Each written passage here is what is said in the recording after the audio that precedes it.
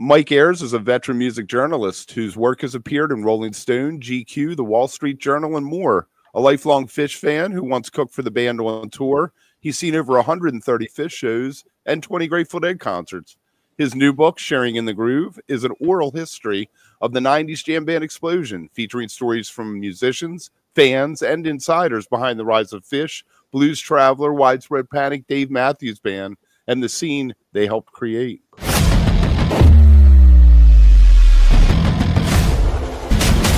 Welcome back to Wook Plus. I'm joined by Travis and Michael Ayers. How are we doing, Michael? We're doing amazing. How's it going? Good. All right, let's jump in with the form of the book. Bill Graham presents Bill Graham's biography, Just Kill Me. Great book about punk rock, and Your Band Could Be Your Life, one about the indie thing. Have used the same format. You fall into a continuum with that. What inspired you to go that direction instead of a more narrative, a different kind of narrative? Yeah, so look, I like those books. Those books you cited certainly were an inspiration. Please Kill Me is it's like the Bible for the oral history format. More recently, I really loved Meet Me in the Bathroom, about the indie rock scene and like in the 2000s, the Strokes and Interpol and New York. I was there, so it was kind of like reliving that decade. And so that was the first part. I do know that people genuinely like this style, right? Versus somebody like me just telling a narrative format with quotes like interspersed. It's a really good fly on the wall moment. Some people have been talking like they refer to it as like a documentary style. I hadn't really heard that at all until recently. But I guess it is. Documentaries are, a lot of talking heads. That said, these only really work, in my opinion, like they really work well if you have a ton of sources. Okay, so I did 150 interviews. Those books that you're talking about did so many interviews. So you have all these voices about the time, and you can construct a narrative that gives a slice of that chapter, right? But then that chapter strung all together should give a very nice depiction of what life was like. But if it's just if there's not as many people there, you're going to have stories, but you're not going to have a lot of ability to have a great narrative thread. I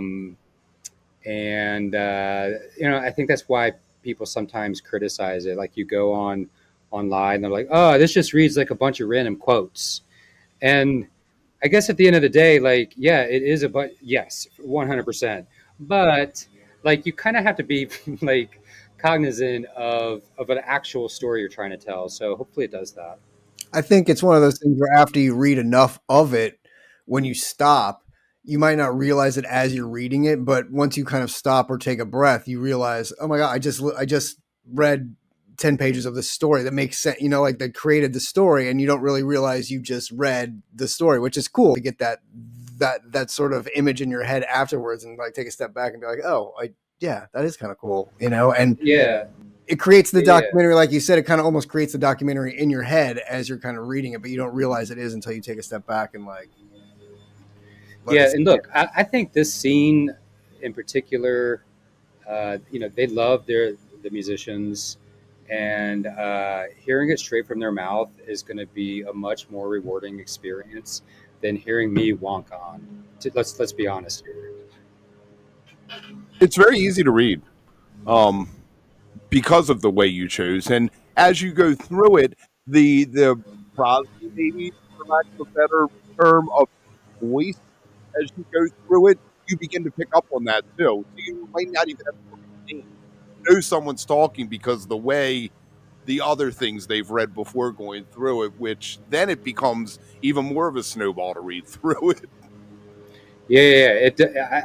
I'm glad you said that it's use that word snowball, meaning that, you know, it can go by fast. And, you know, some of the people that are behind the scenes in this world are just phenomenal storytellers, and they have a phenomenal way of speaking. And so I was very conscious to not mess with that either. Like Jimmy Herring has a very southern way of speaking, which is different than Trey, which is different than the upstate Mo guys. Like it's just you know, so having those different voices gives it gives that the ability for people to latch on to their artists, or at least see them in the ways that they want to see them, you know. Well, I think that's too, like, you're excited to kind of see what the guys you recognize or want to hear from in the thing. You're like, oh, nice. What Tom will have to say about this? Oh, wow. What Lowe say? You know, and it's kind of going, you're like, oh, wow, Tom Marshall too. And then you're like, holy crap, they all went to school together. I didn't realize that. Like, it's really interesting, like the way, like all that connects. And you're like, holy crap. Like, and hearing them say it and tell, like, again, those stories about, oh yeah, I was in the bass player from Blues Travelers band in high school, and like all, you know, it was so incestuous and cool, but to hear them talk about it, you're like, oh my god, they were just all dudes hanging out and like playing with each other, and like it's fascinating. It's really cool.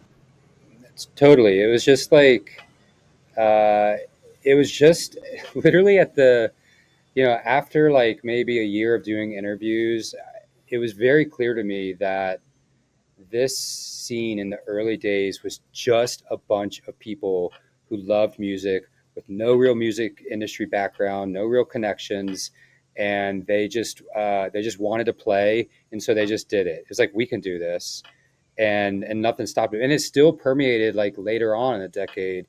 You know, with the Disco Biscuits, with String Cheese, like they were just like so hell bent on making things happen, and they looked to bands like Godstreet and Phish and Blues Traveler and saw their very DIY methods and emulated it. And you know, so it was very cool to start pulling at that thread early on as well. And you know, it made me look. I like the music. I've been to tons of shows, but you know, it made me like have like just a different respect for these folks and how they were so determined to make things happen and so savvy about it. And didn't, you know, they all had label desires in one way or the other. Every band did back in the late 80s and early 90s. But, you know, Phish, for example, you know, Trey told me that they signed to a label, they signed to Elektra, but it was really ticket sales and looking at what was happening that really got them up every day and got them super excited. They knew that a radio hit or an MTV placement, like all of that stuff would not only mess with the culture, mess with the scene, and it did with Spin Doctors, it did with Blues Traveler a little bit. It could have detrimental effects, and so they were like, yeah, you know, we'll do your magazine, but we don't really.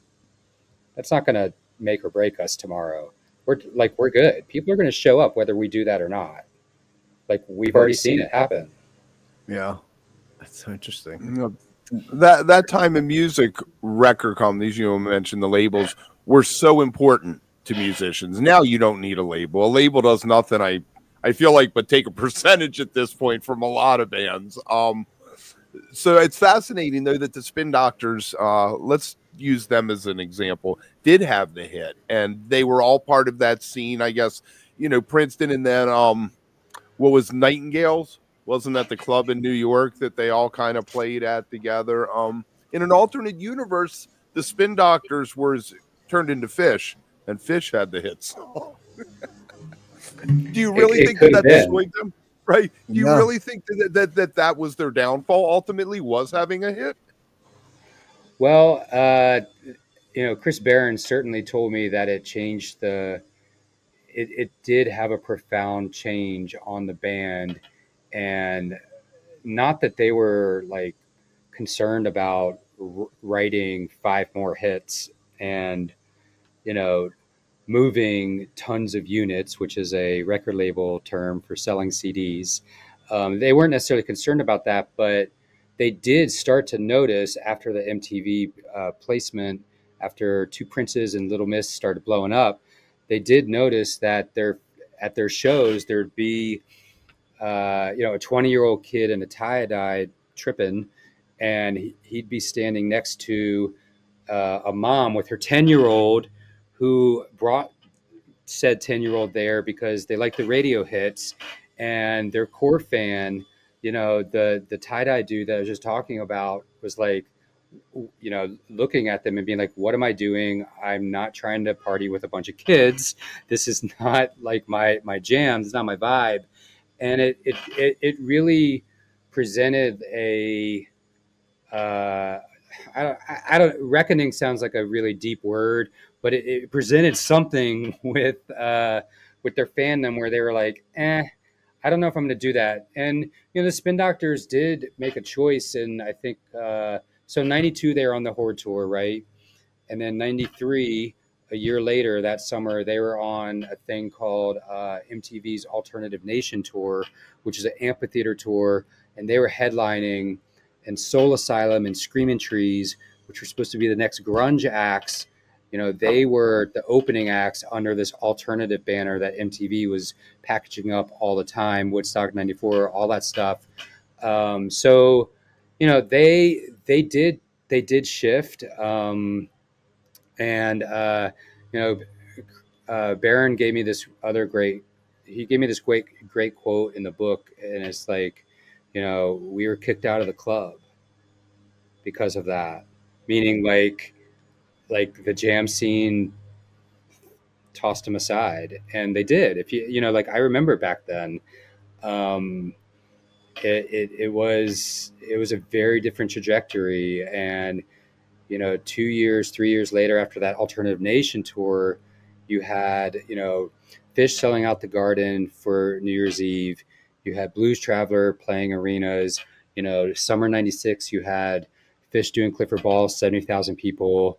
Like, that's just a 3-year time period, which is not, it seemed long back then, but like at the end of the day, it's just a finite amount of time. And talk about growth versus, Spin Doctors were like burnt out at that time. They had a bunch of internal strife.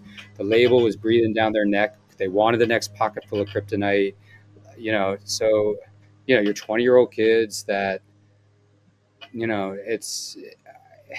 must have been given the whole pile. It's like you're given the whole pile of ham sandwiches, and then 2 days later they take them away from you because, and you're like, I never asked for it, but now I really want the ham sandwich.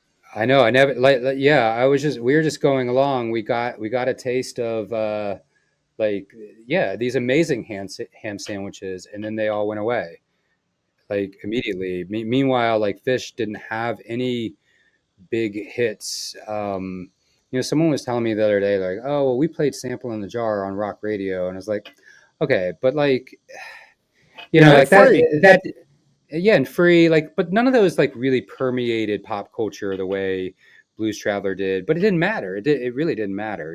When you're doing 70,000 people in Limestone, Maine, which is the tip top corner of the country, It's a long drive. It's a super long drive.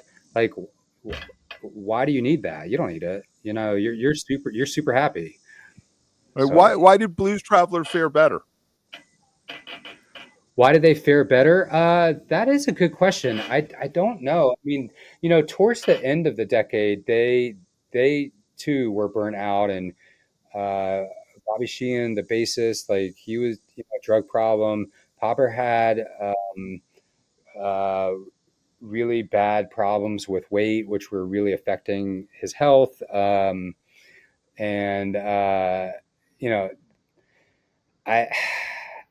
think they made a record in '98, and I think it's called Straight Till the Morning Comes. And I remember the marketing guy for A&M telling me that radio stations had no interest in it. It's like they had moved on, right? And so like they loved Four for a hot second, And then when they came back, they they'd moved on to like Rage Against the Machine and stuff like that. So it was I guess it was too light for them. Um, Dave Matthews, interesting story. He still kept getting um, some radio play, but I just feel like his sound and was a little harder, and like the harmonica, like they always knew how to balance out the sound, I think, with their studio records to make it like radio friendly of the day. But it's only so much to ask to have a radio station keep playing songs that feature the harmonica. I don't know. That's just Right, the production of both the Spin Doctors and the Blues Traveler 4 album sounds dated today when you listen to it. And if you listen to something like Rift, it sounds timeless, the production of it, which is the same general area, I guess, time they came out. So maybe that has something to do with the record label saying, did they work with other people? I guess neither one of the Spin Doctors or Blues Traveler was self-produced, right? They had people come in. Yeah, they certainly worked with people. They had a guy that I feature in the book, that this guy Michael Barbiero. He was the producer on for. I'm blanking on the albums that he had done in the past before that, but he was like a big producer in the '80s. Like was like had like a really really good run. And yeah, no, they certainly worked with people. But it's just so back then it was just so lightning in the bottle in terms of record play. And nowadays, like I love that bands like Goose and Billy Strings and Still Fish and Panic and all them, like they put all their stuff up on Spotify and all that stuff. And but they kind of have the same vibe or mentality as they did really with the labels back then. Like Dave Schools told me that when they were like, Panic was the first band to get signed to the relaunched Capricorn back in like 90. And he told me that that Capricorn was coming to them and being like, hey, you got to play this song that we're pushing at radio. You should play that every single night, because you have people coming to your show that heard this on the radio. Why wouldn't you do that? That's like, why wouldn't you do that? And he was like, we looked at them and said, you're crazy. First of all, our fans do not want us to play the same thing every night. And second of all, that sounds so incredibly boring to do the same thing every night. And but that speaks to like a larger thing that comes through, I think, in the book, is that these bands, these artists today, back then, they still have this mentality of, we're going to do this. This is what's right. This is what our fan base likes. And you may not like it. And, oh, well, like, I don't know what to tell you. There's a great chapter in there about the taping culture. And I interviewed some folks at Electra, and how, this one guy in marketing was like, I was getting yelled at, like, why is this band selling out Madison Square Garden and you can't sell this many records? Why is this happening? And he was like, we didn't understand the tsunami that was happening. And what he was referring to was the fan base, the tape trading, but he was also referring to what was coming in terms of technological distribution. And you see that now, like Brad Serling, who was on the show a little bit ago, who founded Nugs back then, and is essentially the Spotify right now for live music and streaming. That tsunami was this method of distribution that, if you knew how to do it, and this culture does, if you knew how to take things into your own hands, you can be successful. And it's amazing to see them now do that. Like I love seeing like Goose and Billy Strings, how much they've embraced that. And I have no idea why Billy Strings signed to Reprise Records. Like he didn't need to, in my opinion. I don't know, like they're not, helping him out with distribution in a way that is gonna. I mean, maybe they are. I don't know. I'd like to think that he was like, yeah, that's like Neil Young is on Reprise, so that's The why I'm doing it. Prestige thing. That was my first thought. Was that That's the only reason. Yeah, Right. yeah. Sinatra was on here. Neil Young was on here. Totally, yeah. But like, I don't. It's like Nugs to me is having way more of an impact on Billy Strings' career. I mean, I was listening to his show yesterday from Australia, 2 days after it was played, and that to me is having way more of an impact than what Reprise could do right now. But it's cool. Neil Young, Billy Strings, it's great. Yeah, there you go. Yeah. Exactly. What do you think? How do you think?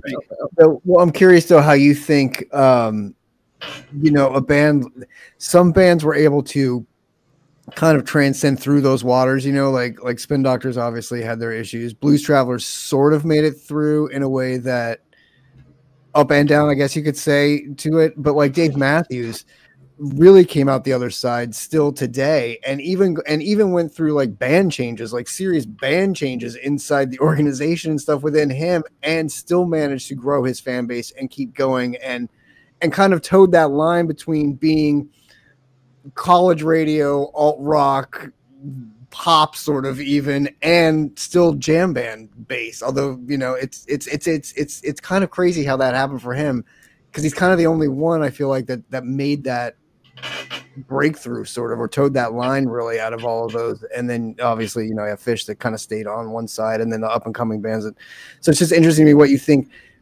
was his road to success, or how he managed to like traverse through those waters of that time and even today. Yeah, Dave is a wild story. I think it's great that he still has the fandom that he does, and the fan base seems to be very, like, so much engaged the way the Phish fandom is, in terms of, well, they didn't play this for 87 shows, and denoting all the facts on the set list the day after. He has a great website for that, though. He's on top of that, making sure that everyone knows what's going on. Yeah, they've all been like super savvy with that distribution. I think he was just he just hooked people back in that day the way Panic and Phish did, and a very coming of age moment. And for some people in their like their 19 like their late teens, early 20s, which is a very pivotal moment in a person's life. It's a very short moment, but it's a very pivotal moment where you're finding your way, and songs and film, or what have you, but songs in particular are really weaving their self into your essence, in my opinion. And they start the music you listen in high school, right? Yeah, the music you listen to in high school, they say in college, is the music you will always listen to. You always listen to, and they start to stick with you, and they're creating this stickiness to this part of your life that, as you grow older, has so much meaning to you, especially as you get older. It has a rosy haze around it. There's a rosy haze, yeah. And I think with Phish and Dave and Panic, to an extent, like people have these memories attached to when they first discovered the band and discovered the songs, and the first time they heard like Dancing Nancy's, and where they were in their life, and where they were driving around to, and the shitty jobs that they were working, and the bad decisions that they may have been making. And now you go to a Dave show, it's people that it's largely people that are from that era that found that. And I'm careful to say, like, I don't think it's wrong. Like, I don't think it's right to say that, oh, these are people that just can't let go, right? It's not that, right? It's just, it's people that have like found something that is like is in their fabric. You have that, I have that, and for some people It's like the Dead. I mean, on a lower scale, Dead. it's the Dead. Yeah. It's you have that fan base that can't let go and doesn't want to let go and doesn't need to let go because the music is transcended to them and solid to them. So that's what's amazing to me is he's managed to kind of grab hold of that on a smaller scale than the Dead and even Phish, but has that same kind of effect on, and Panic even too on that smaller scale too, has that kind of effect with a lot of people. So it's interesting to see the ones that come through there. Yeah, I mean, I love to see that. Like, I don't like of a lot of the acts in this book. Like, I don't listen to as much Dave as say the others, but I love that people are still so passionate about it. It's great. And he's writing new music too. So there's something to be said for not being a nostalgia act. You go see the Spin Doctors; they tour whenever they last toured, which wasn't that long ago. I'm sure it was a very nostalgic show. You go to see Dave and you want to hear new songs, and every night he's throwing out new songs and different covers. So it's almost like a living, breathing thing that you had become part of as a child, as a young adult. And it's just impressive that he gets a little bit less acknowledgement than Phish does, I feel like, these days. But he's also, I mean, he got in the Rock Hall ahead of Phish. He's gotten a lot of, he's kind of done groundbreaking things as well. So it's kind of amazing. I mean, it's one of those things where I always feel like he gets a little bit of dislike inside the Phish community as well. You know what I mean? So it's like kind of a line between the two fan bases. That's kind of a weird. Yeah, it is. And I think I remember back then, and there was a moment in, like, I would probably say like 95 or 96 when Phish was getting really big in their scene, and the Dave scene started to attract a little bit more from like the fraternity or the preppy side of things. And look, I don't like whatever. It really doesn't matter to me. It just but that's what happened. Yeah. Like, you wouldn't see people at Dave shows with dreadlocks, and you wouldn't see them today, right? It is just different. But they did rise out of the same scene, the same ethos. Primal around Soup. Primal Soup. Like, look, it was wild. Like, if like, I definitely didn't see like a violin and saxophone being like a thing that guitar, radios. Yeah, for sure. Well, like you said about the harmonica before, it's like a select instrument that people, So and what's wild too is like the song I think that they got really big on with their first MTV hit. It might have been their second, I can't remember, but What Would You Say featured Popper on harmonica. Like, so it had it all. Right? So you hear the record come, the execs, what if we get the harmonica with the violin? Totally. They were like, we will blow minds. But yeah, like Phish still writing new songs too. And they have a like new them or not, like them or not, you can like them or not, but like, I love this song, What's Going Through Your Mind. It's so weird. And, Lost song off a Rift. It's like the Lost song off Rift with those lyrics. I mean, it's totally weird. And, Fuego, which is now still feels new to me, but it's still, it's 11 years old or something now. Like, that song was like, I was like, oh, this is the new Coyote. And it happened like 15 years or 20 years after, 20 years after. So they're still doing stuff that is that their fans that have been around for 30, 35 years are like, oh wow, this is like, yes, please do this. Well, I think we always talk about, I think Trey, I don't know what Trey would do. Like, he has to keep going, right? Like, I mean, the guy doesn't stop between his own tour and then like coming up with other bands and just writing music and going and playing, and he can't stop. So it's wonderful to see that, because you don't want him to on one hand, and like you keep creating, because that's what keeps the band at least fresh enough to keep doing what they're doing and keep playing and keep I mean, they went back to that line formation for this tour, and I feel like it completely revitalized them, and they're out there having the best time ever. Like Trey's laughing like the old days, so it's so fun to see. So that's I agree with.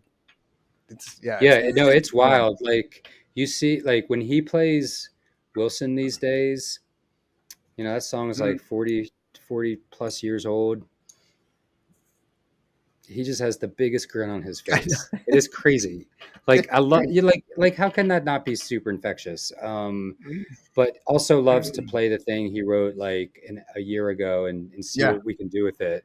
And again, like not beholden to something that a label or a Spotify executive is telling them to push for playlisting reasons. Like it's a fantastic thing. Yeah, and to only have to deal with the fan base complaining about the song, whether or not they like Evolve or Ether Edge or the new songs and what they do with them, but to be able to perform those and then still take even like the Ether Edge lately, take those out for these giant walks. You're like, my God, look what these new songs can do. Like they still have that inside it too. It's amazing. Like it's amazing. It's true. It always amazed me though. Phish, Trey, I guess in particular, has written some really catchy, fantastic singles. The Line, Sing Monica, Life Beyond a Dream, even if it was a single and a studio creation. I'm in love with some of their studio stuff. I'm working on this top 75 studio cuts thing with them. And it's always amazed me that none of those ever did cross over, but maybe part of it is the changing of the business, I guess, by the time something like The Line or Sing Monica came out. Also, we always talk about that, Kev, and they could have taken the wrong step. They could have gotten one of those songs in like a rom-com and blown up through that, and then had the same problem that, one of the other bands had. Now they got popular because of this one cheesy song, and that's not them. And then you have these people coming to their shows and being like, what is this? This isn't what that song is. Well, they'd have a Touch of Grey thing. I think they'd have a Touch of Grey situation where the people would show up and be like, I love this, and become Phish people all of a sudden. And then you have the issue of, do we have to play RFK Stadium, in order to placate the masses? Right.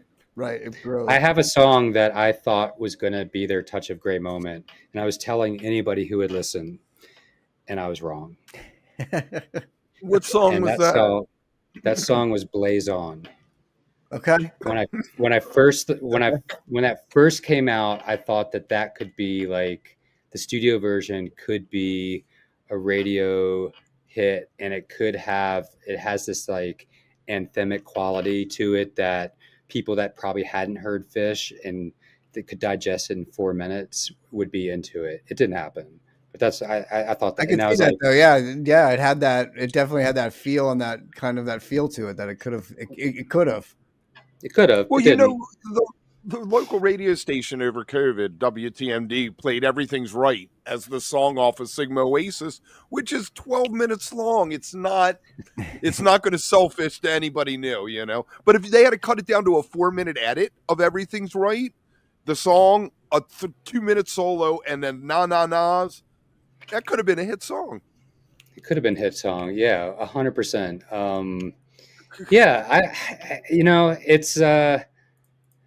It's all to say what we are basically saying is they are fantastic studio musicians, and we are lucky that we know this and a billion other people don't. So how did you end up cooking for them? Let's hear this story, because this fascinates me that you were cooked for them once or. Yeah, it was a wild story. So summer '95, a friend of mine and me saw a handful of shows, and super into it. We were at college at Virginia Tech in Blacksburg, Virginia, which is in the southwest part of the state. Fall '95, they announced this massive tour, and they weren't coming east until like late November. And I went to her and I was like, hey, they're playing in Detroit at the Palace on a Saturday. And I figured it out. It's a 12-hour drive from Blacksburg to Detroit. We should do that. And I'll get us tickets. It's not sold out. She's like, yes, we will go to Detroit. Yes. And I was like, okay, great. And then the week leading up to that, I was like, it's really insane that we're going all the way to Detroit for one show when the night before they're in Kalamazoo, Michigan, which is only 2 hours from Detroit. So we really should actually go to Kalamazoo first and just try to get in. And she was like, yes, we will go to Kalamazoo. We will try to get in. I was like, you're going to have to skip class on Friday. She was like, that is completely fine. I was like, okay. So we drove all night on Thursday night, got to Kalamazoo at this minor league hockey arena called Wing Stadium on like on the 27th of October. It was around 11 a.m. The security guards had no idea what was happening, like what was going to happen. So I was like, just tell them that we have tickets at Will Call and we'll get in the parking lot. And we did, and they let us in. So I went up to Will Call and I was like, hey, are you releasing tickets? Did you release tickets? And they were like, God, no, not at all. We're not doing that at all. I was like, oh, okay. I went across the street to a bowling alley to go to the bathroom. And when I came back, my friend was talking to this woman, and the woman ended up, she worked for Phish. She traveled for them. And she said that they often would go out into the parking lot and find kids that didn't have tickets for the show. And they would let them like do prep cooking, like scrubbing potatoes and washing dishes and chopping vegetables, literally whatever they were told to do for a backstage pass for that night show. And would we like to do that? And I said, I mean, we were like 100%. We definitely need to cook for you today. Like, yes. And she was like, I can't believe you drove all night, like without tickets. What were you thinking? And we were like, I don't know, but we should probably get going, right? Like this needs to, we're needed. And she was like, yes, come on. You're not going to be weird with the band, are you? And I was like, nope, not going to be weird. We're not going to. So we did that day, and it was fantastic. And it was like Almost Famous before Almost Famous came out. We thought, we were on top of the world. And, for those kids, they would also give them a meal.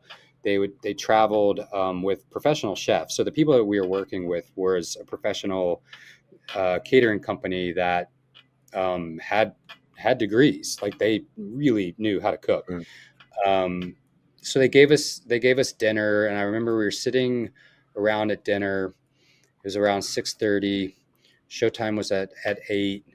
And the head woman was like, hey, are you all going to Chicago?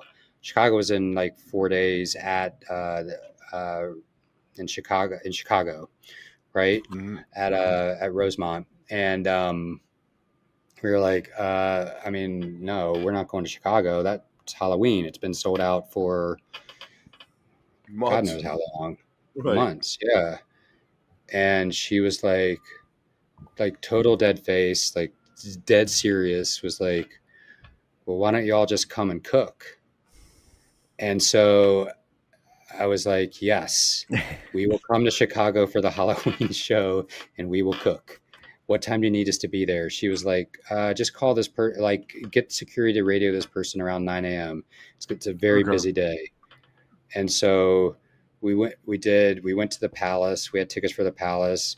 We went to Louisville the next night where they played Shaggy Dog for the first time in forever. We found tickets in the parking lot then, barely. And then we went to Chicago and we cooked for the Quadrophenia show. A cool story about that is they were teasing Michael Jackson's Thriller on that tour, I think in sound checks and stuff. And the band knew that there was like some like lock kids there helping Lisa cook. And they made us go outside during sound check so we wouldn't hear what the album was. And it was very nice. But it was super rainy, and it was a terrible evening, like weather-wise. And I was starting to have like a paranoia because this was around 5 o'clock and the lot is now going crazy and we're just right outside the door and there's Phish kids running all around, and I thought that they wouldn't let us back in, and like the dreams would be shattered, but they did. And Yeah, the great thing about those passes is they allowed you to go anywhere in the arena. So we would go right up front, and the security guards, like we literally would be right at front, and the security guards couldn't say anything to you. And so that's how it started. That tour was the last time they started finding like parking lot kids Right. to come and do this, because it just got too much of I think, a hassle. Mm-hmm. But they loved me and my friend. And anytime we wanted to go back and do this, we could do this. And we did it for whenever we could the rest of the decade. And it was super fun. I probably cooked at about 30 shows. And the crew definitely started to recognize us, and they were super nice. We had some interactions with the band here and there, but they were all business, meaning that like they took wanting to make a fantastic show extremely seriously. So it's not like they're like mucking around backstage all day. It's like Right. it was always very serious. You hear stories about how serious they were in like the late 80s in Vermont in the book as well. And then to this day, you'll still see pictures from their band practice room at certain shows. Like, so like every show they're just so dedicated, and Consummate. they were back then. Yeah, for sure. So, but yeah, look, it was super fun, and it's where I learned to cook. I love cooking to this day, and I had Phish as chefs teach me, and they really would.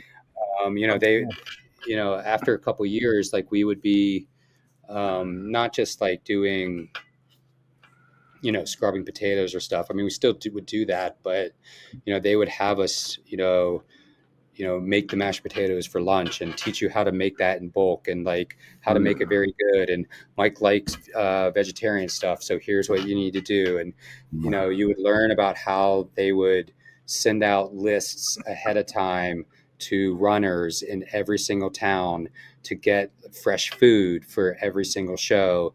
So when they showed up to cook in that morning to make food for lunch and dinner, they would have fresh ingredients every single time.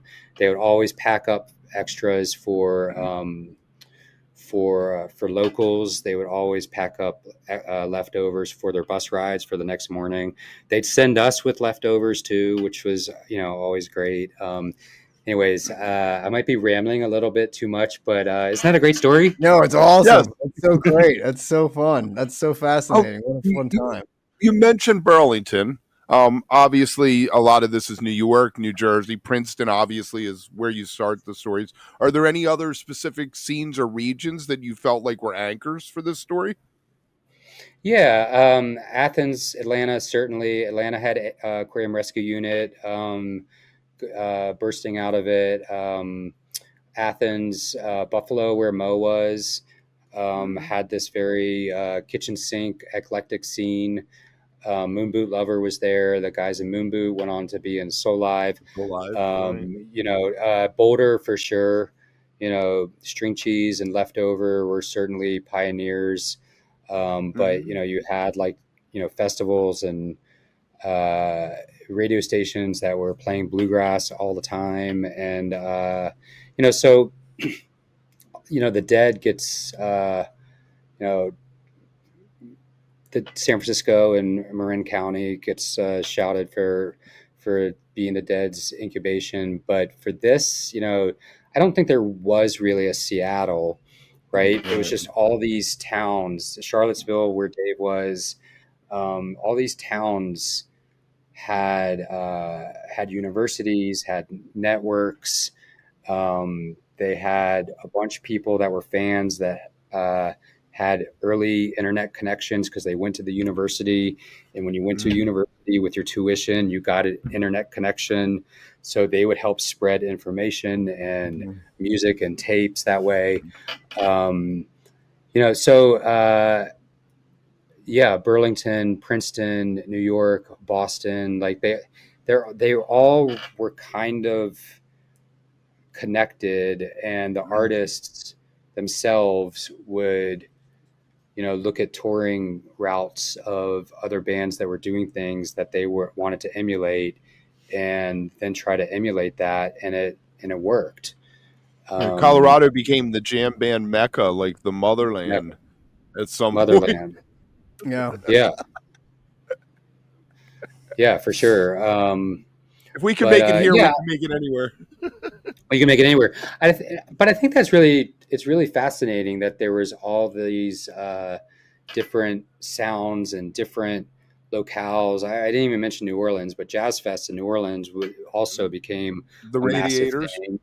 And then you had the Radiators, Meters, that then gave way to Galactic, and then like you had Grey Boy All Stars doing that funk thing. You know, Medeski Martin Wood were straddling the jazz with Blue Note, and just had it was kind of like the Misfits of the island of the misfit toys, right? But all the fans lapped up and loved whatever styles were being done for them, and that was cool. It was great, and it was great that you could find an audiences in those manners. It was wonderful. Why in the late 70s, even early 80s, you would have like Zero? You know, there were no jam bands. What do you think made it that? I mean, Phish obviously started in '83, but what made '89 to '93 that sweet spot that it did explode?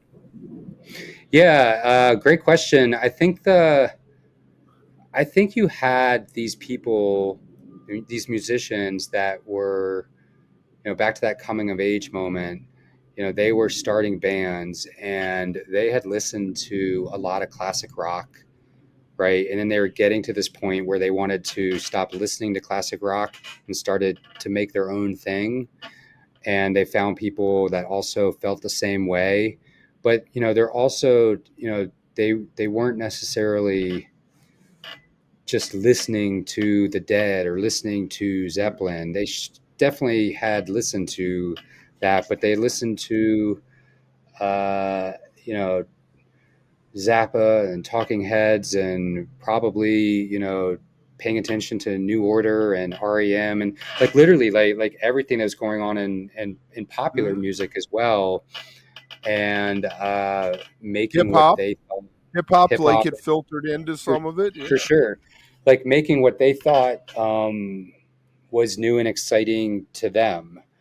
And so I would say it was probably part just a product of their time, of being, you know, 19, 20, 21, and wanting to do something that they thought had never been done before. And then honestly, like a willingness to play, right? All of these bands just played all the time. That's all they did. They practiced all the time. They'd play out all the time. They'd rinse and repeat, and they'd go out on the road. They'd play 200 shows a year. If you do that, you are probably going to get really good at doing what you're doing. And they did, and the audiences recognized that, you know, like they were like, oh wow, this is new, this is fresh, I have not heard this. Yeah, no, that's a good point though. Like, you know, Zero was kicking around, but it was Cipollina who was in Quicksilver, so it was basically the 60s again. Yeah, for sure. And, you know, I don't even know if, like, you know, it feels like before Touch of Grey, like look, I love 80 to 89 Dead. Like, it is like the Brent is my sweet spot. But like, you know, the shows from like 83, 84, it's not like they're playing arenas around the country all night, every night. Like they would maybe do the Garden or Boston Garden or somewhere big in San Francisco, but sometimes it was like, it was somewhat small places still. 5, 6,000 seats, like what Goose does now, the smaller Yeah, amphitheaters out there and things. exactly. Yeah, it was only till like the 90s where it was like every single thing was like a 20,000 person amphitheater show was small for them at that point. Right. But yeah, so you know what? One of the producers, the longtime producer for Panic, who did a bunch of their early records, John Keane, he was telling me about the Athens scene in the 80s. And he was like, when Panic was there playing noodly stuff, when I was there, I was in a Grateful Dead cover band, and you want to talk about the uncoolest of uncool things, that was so uncool. Like, he was like, you got to understand, like, no one wanted to hear Grateful Dead music, Right. you know, the way that we were doing it. So, you know, I think, you know, there was this kind of dichotomy of what's cool and what's not. And, you know, I think you know, when grunge and alt music rose in the early 90s, you know, you had like Primus, and Right. they kind of got lumped into that. Phish could have gotten lumped into that, and they weren't. And so they were kind of like always this counterculture thing that while these grunge bands got really big, they still stayed like a little. Was some of it a reaction manageable. to the grunge and to what was going on in popular music? Do you feel like some of the scene was a reaction to that? I don't think so. I don't remember it as a reaction. I remember it as like, this is ours. Like when I went to see my first Phish show, it was just like, oh, this is very much like a Dead show. Like a lot of people have dreads and they're wearing patchwork skirts and quilted I can get a things and grilled all cheese. that sort of stuff.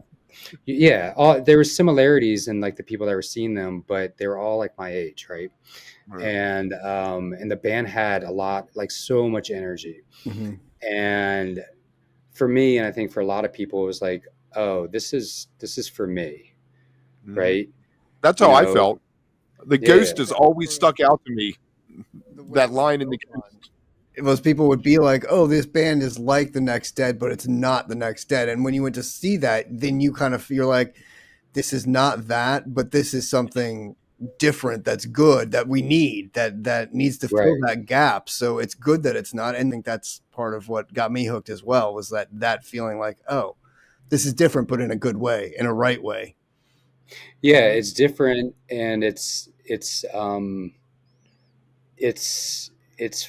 for me, and the people on stage are people that are not my uncle or my granddad. They're not my uncle. They're from my time, Yeah. and they care about the community that we are creating, and we can see that, right? We can see that in the things that they do, and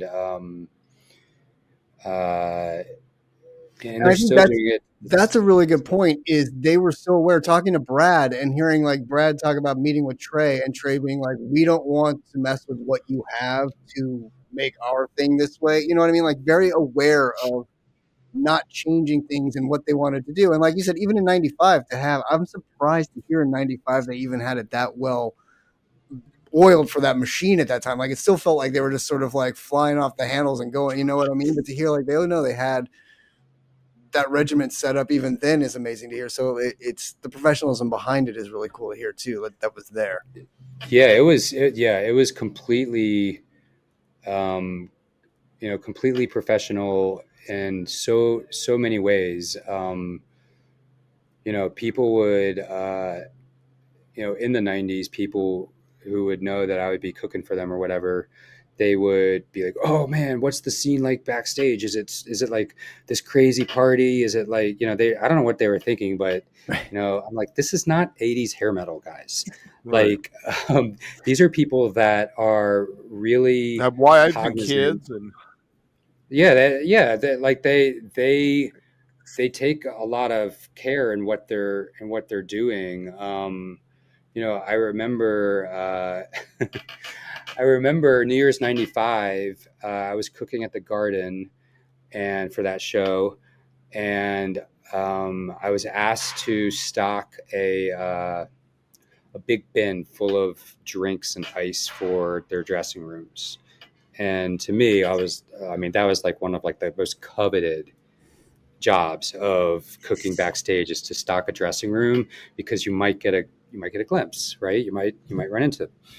And so I was like, yeah, I can totally stock the dressing rooms. I'll let you know when I'm done with the thing. And we had to carry it over together because it was heavy. So me and this dude Johnny carried it over, and we went into the dressing room. And this is like 2 hours before showtime, arguably their biggest show to date, New Year's Eve '95 at Madison Square Garden. And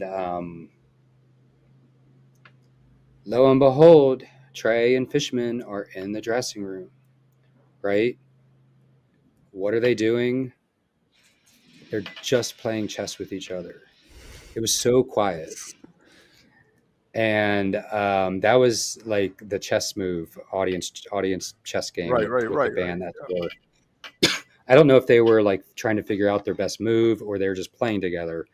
But you know, I had to like counter these people's fantasies of these crazy party scenes that happen in the parking lots to like, you know, yeah, I don't know what to tell you. There's a lot of concrete. There's a lot of like people like doing their jobs. It's you know, they have after shows every show, but usually Mike just goes and that's it. Like he's like the designated people person.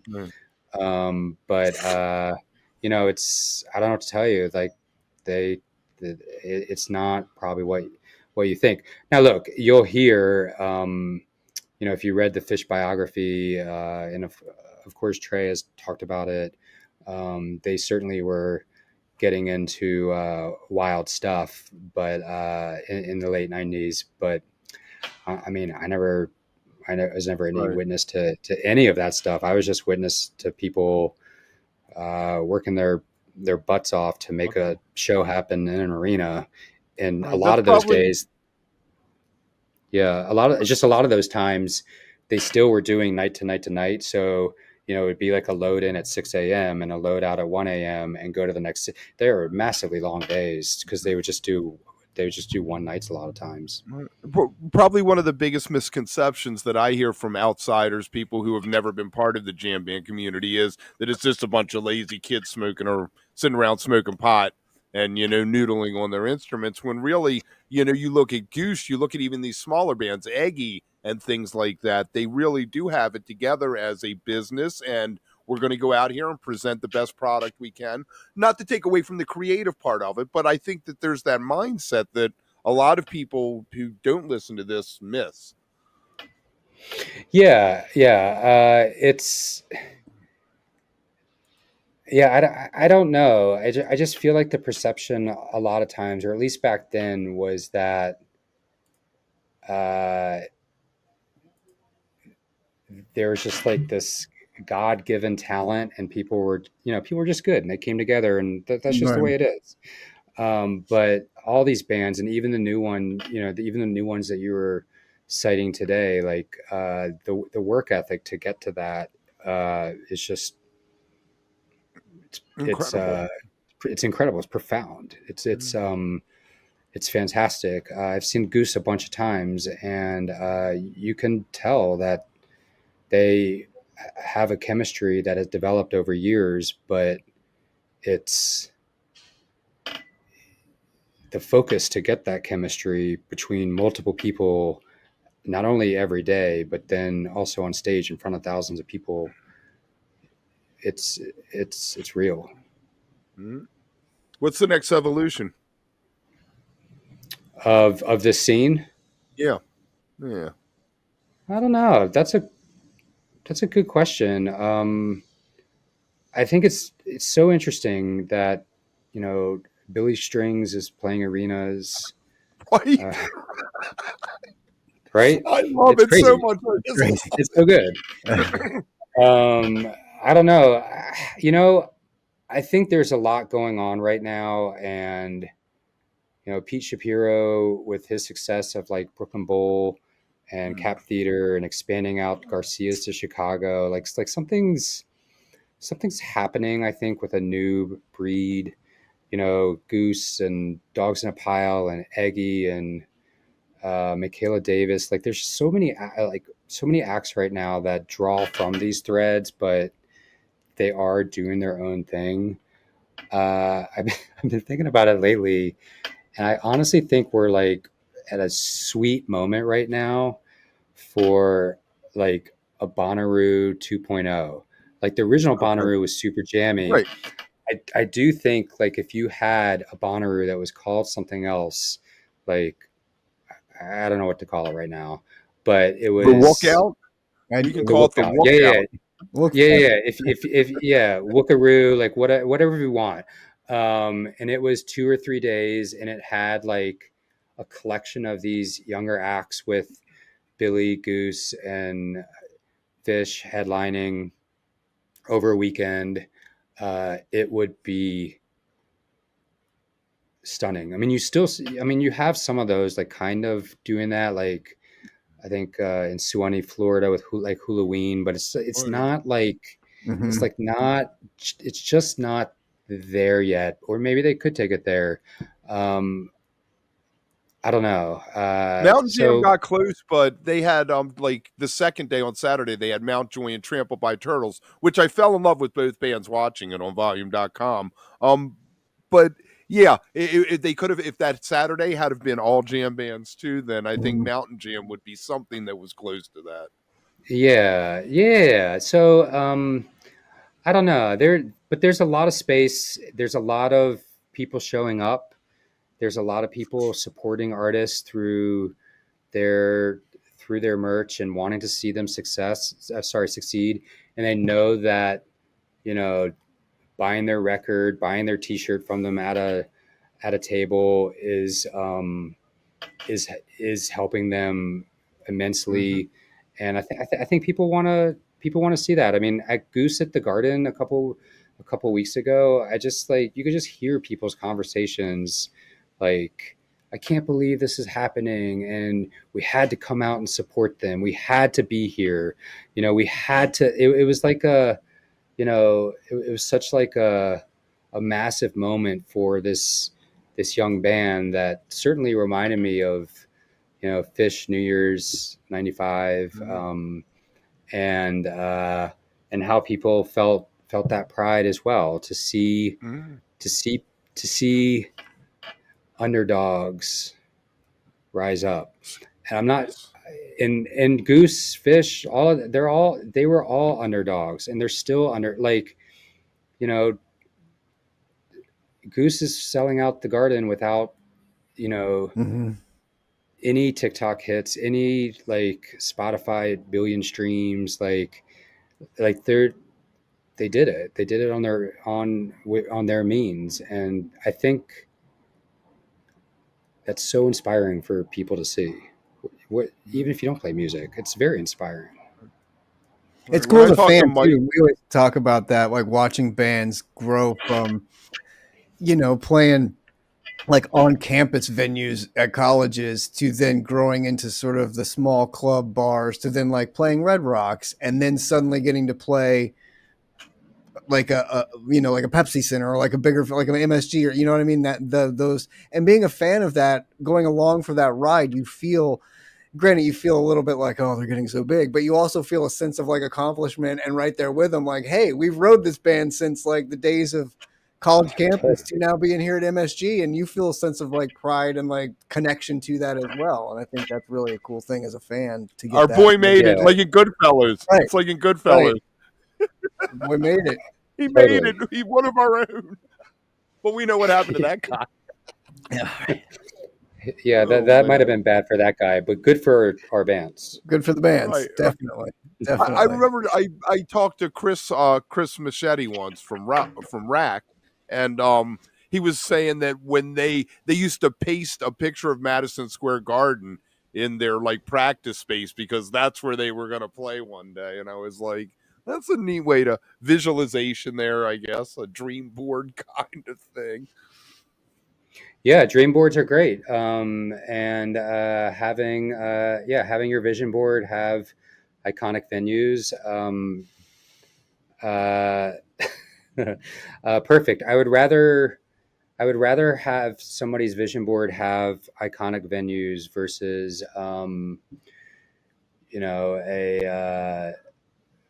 I don't know, 3 million records sold, and I don't know. Maybe I want both. Maybe both is great, but yeah, that was very cool.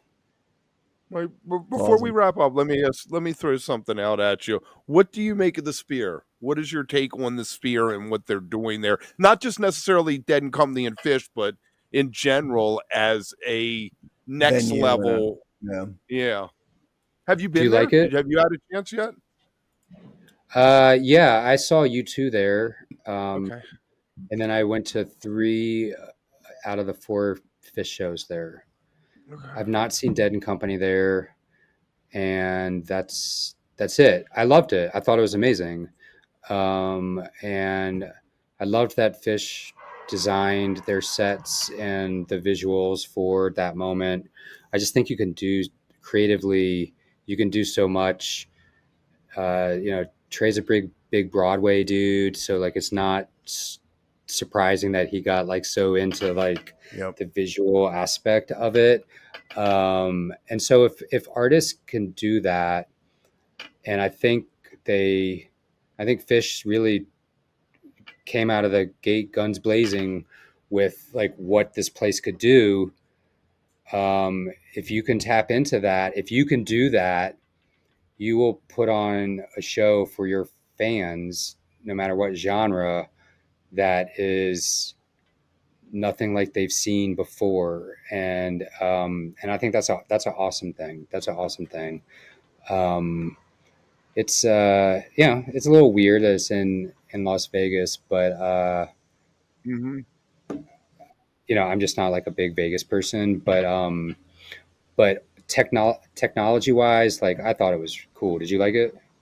Yeah, I loved it. I thought I Yeah. saw Fish Yeah. and Dead and Co. there, and I think I say the same thing. I think any band there would be good. Some bands would be great there, but any band there you see because of the sound and the visuals on their own is such a unique experience and so different than anything you've ever experienced or like sensory wise, like with the seats and the sound. And there's so much going on that it's fantastical for whatever you see. But if you get a band like, I mean, even Dead and Co. Mayer spent a lot of times on the graphics and like doing the sound and all that shit. It was good. Phish was mind blowing with how they interpreted it. So when you get things like that take it to the next level of what it can be or what it should be, it's even more special. But I think as far as a venue goes, yeah, to experience anything there, if there's a band you like, even the Backstreet Boys or whatever's playing there right now, for the fans of that want the nostalgia, I mean, it must be fun. Like it must be a thrill and a half to go They and added see 3 that. more I mean, shows. They added 3 yeah, or 4 even more the Eagles, shows. be able to win Somebody's some of the buying Eagles. tickets. You're like, this is fantastic. Like it's like no experience you've ever seen. So Yeah, such a thrill. It is very cool, and Phish a couple years ago using like that drone technology to have like dolphins fly around Madison yeah, Square Garden, yeah, like that that was stuff is fun. That was incredible. yeah, The way that they are able to do Gamehenge there. So if you're an artist that can take things forward like that, the the technology is really amazing. The Um, immersive experience. the immersive experience, yeah, for sure. Yeah. But yeah, I would love to see more acts get involved with that, yeah. with the Sphere. Just get down with it. It's a place that you can create something that fans of your work will never forget. Well, It's Exactly. wild. Where Yeah. where is the best place for me to pick up a copy of your book? Would going to your website be best, or do you care? Any independent bookseller is okay with you. Yeah, any indie bookseller is great. Whatever town you live in probably has an indie bookstore. They're great. Phoenix Books in Burlington, Vermont. They'll have signed copies. I'm there on Monday night with Cotter from Goose. You're doing a So whole you can tour, order. right? Right. You're doing a Yeah, whole like book tour. a few things. Like it's yes. I don't know if If it's a it's tour multiple tour, but cities, it's a tour. If it's all in okay, one yeah, city, then it's just definitely, a run. yeah. Oh, yes. No run tour. I'm confirming that right now. But yeah, Phoenix Books in Burlington has been awesome, and they'll ship out anywhere in the world, and they'll have signed copies, and they're super cool, and they've been very supportive of this, and they're supportive of the scene as well. And so yeah, they'd be great to support. That's awesome. That's awesome. The book is Very great. Let me ask true. you real quick before we go. Who was your, I don't want to say favorite, but your most interesting interview that you put down in the book? Oh man, they all were fantastic. You know, it's probably not shocking, but Trey was fantastic. He's just such an amazing talker, and you know, telling stories about early days of recording and Billy breathes and all that stuff was just fantastic to hear. But you know, I really liked the stories that I heard from like Mo and God Street Wine, where they were talking about like almost breaking at a record label and being on radio, but not getting like falling short. And it wasn't really like they were working as hard as they could, and they were making what they thought was the best thing that they could make. And by and large, they were No good. Joy Um, and Bag by God Street Wine are two incredible studio albums that both deserved or $1.99 Romances. That's the one I'm thinking of. yeah, Bag, I they're love both this great. too. But you know, so they were more of like these. I don't want to say heartbreaking moments, but just moments of profound disappointment that they had to make a decision in their career because this one thing that they thought was going to happen, i.e., breaking at radio, i.e., like playing the record label game, was not happening at all.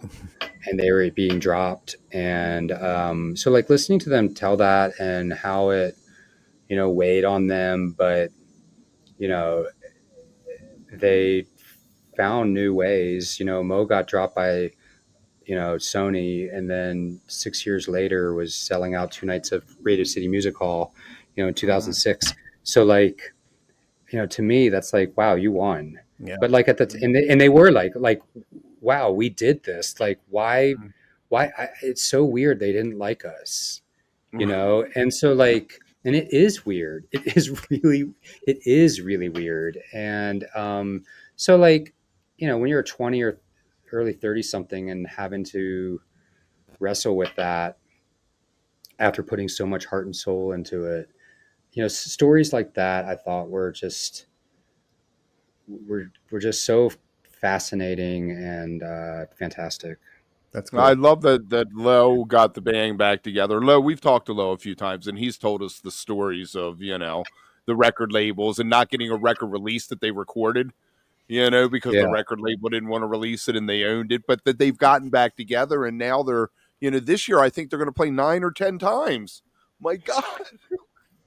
Yeah. They're still going at it, and but not in a way that, you know, they all have their own lives and different jobs. So it really right now is music for music, and if you want to go, and So you good. know, like They were that's so good. Oh my God. it's a great mentality to have too. It's just like we're gonna do this, and if you want to come, you know, Yeah. like we love doing this. That's I love it. fantastic. Is there anything else you want to throw out before we wrap up? I don't think so. Just that this was fantastic. Thanks for having me. I really appreciate it. This is so fun. Thank you. This is awesome talking to you. Yeah, and The book is thanks for diving fantastic in. too, man. Congratulations. Oh, I can't wait to finish reading it from the excerpts because it really is. It tells a great story. And like you said, the way you tell the story, the way the story is presented is fascinating and fun to read. And really, it's cool. That's all people I want to hear from. So it's great. Yeah, it's all people they want to hear from. And, you know, just so it's like a little teaser, I do love the ending a lot. I think the last chapter is just really good, and there's just some really beautiful things said by the people that made this music and how thankful they are for that time in their life and in the scene. It's amazing. That's so cool, man. That's awesome. Well, congratulations. That's fantastic. Yes, congratulations. It came out 2 days ago. Make sure you pick up a copy. Make sure to leave a comment, like, subscribe. Look for us soon on volume.com, and we'll see you soon. Fascinating. Absolutely fascinating.